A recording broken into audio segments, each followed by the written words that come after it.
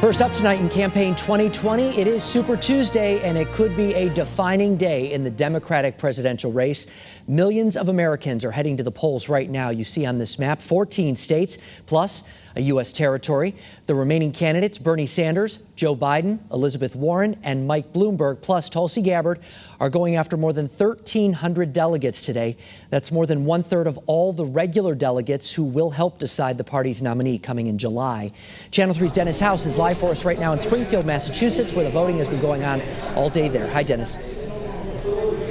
Mark, good evening to you. Turnout has been heavy here. In fact, we're told it's double the turnout from the November election. I've been doing an unofficial poll as people leave here. I asked them who they voted for. About a third are telling me Joe Biden, about another third Bernie Sanders. The other third won't tell me at all. One person did say he voted for Amy Klobuchar, even though she is no longer on the ballot. Strangely enough, not a single person has told me they voted for Elizabeth Warren, who is the only person from Massachusetts on the ballot today. With me now is Paul Rubin, who drove in from New London. He's a Connecticut guy who obviously we don't have this kind of fun today because our primary isn't until April 28th. But you're here because you're supporting Bernie Sanders and you're campaigning outside for him. Why? Yeah, so he's been fighting for the same issues for the last 40 years. Healthcare is a human right, not a privilege.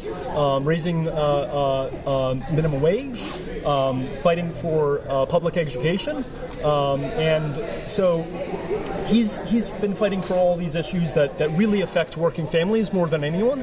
And he's also doing it without any super PAC money, without any dark money spending, without any support from the billionaire class.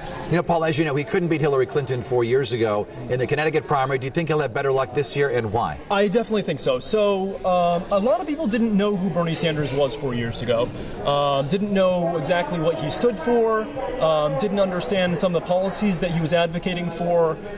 So I think a lot has changed since then. I think they also realized that a moderate didn't beat Trump. A moderate lost to Trump.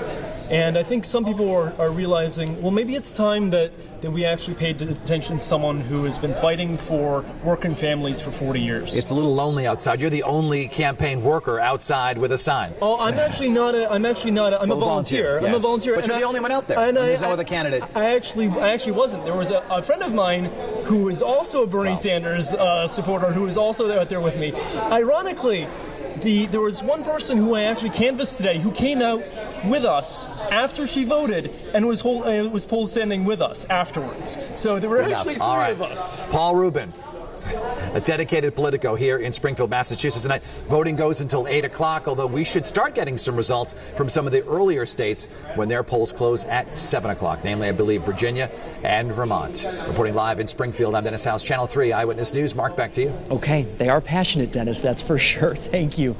Yeah. Just a reminder, like Dennis said, polls close in a little while, and you want to join us here on Channel 3 starting at 8 o'clock for a CBS News election special, and then live team coverage begins on Eyewitness News at 11.